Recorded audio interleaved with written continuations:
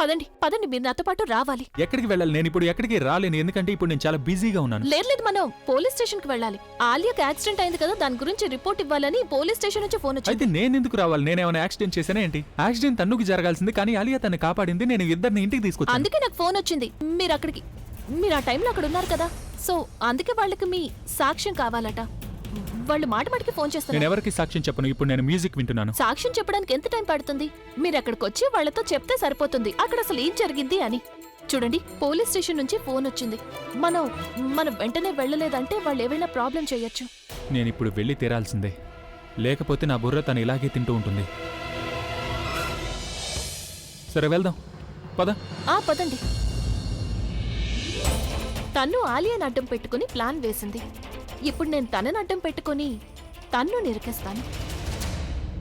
నువ్వు చాలా ఎక్కువ మాట్లాడుతున్నావు. సార్ నేనేమంటున్నానంటే దయచేసి అర్థం చేసుకోండి.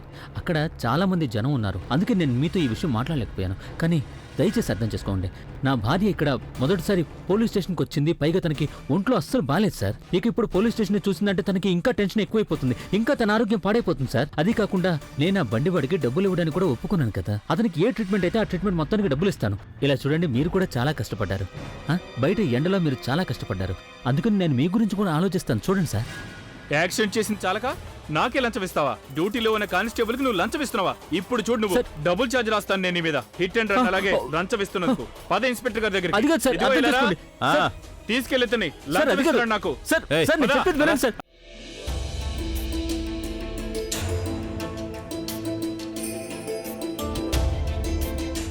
అరే, మీరు లోపల ఏం చేస్తున్నారు? త్వరగా బయటికి రండి.